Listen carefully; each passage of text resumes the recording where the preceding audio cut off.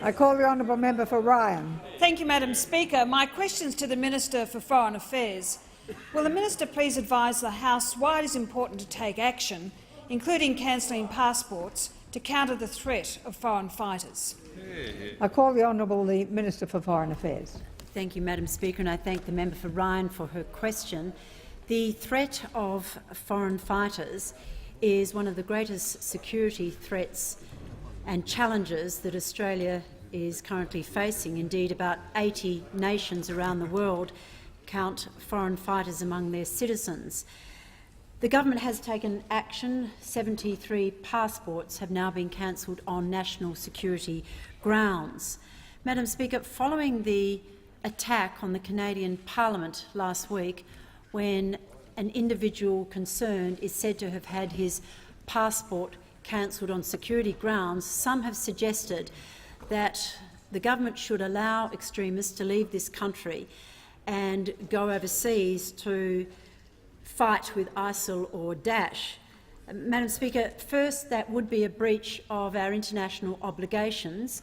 There was a unanimous resolution of the UN Security Council 2178 passed on the 24th of September when all member states committed to taking whatever action they could to prevent foreign fighters leaving their shores, including cancelling passports.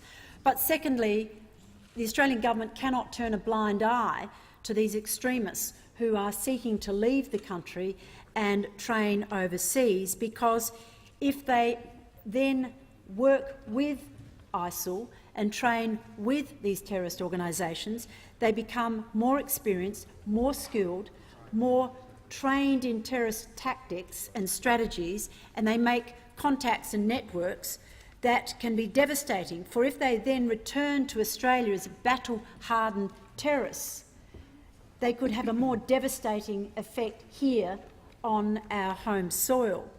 Also, the risk is that, of course, they will bring back knowledge and experience to train others whose minds have been poisoned by this extremist ideology. Madam Speaker, it is a fact that the terrorists responsible for the Bali bombings, where 88 Australians were killed, did in fact train with al-Qaeda in Afghanistan. I can update the House that our estimates show 185 known Australians have either supported or are fighting with ISIL or Daesh in Iraq and Syria. At least 70 Australians are in Iraq and Syria fighting with the terrorist organisations now. So, Madam Speaker, the government needs flexibility to be able to adapt to these changing circumstances and the changing environment. The foreign fighters legislation will give me the authority to not only cancel passports but to suspend them on a lower threshold, and it will be an offence to travel to declared areas in conflict zones without a legitimate purpose. Madam Speaker, the government is taking all necessary steps to combat terrorism.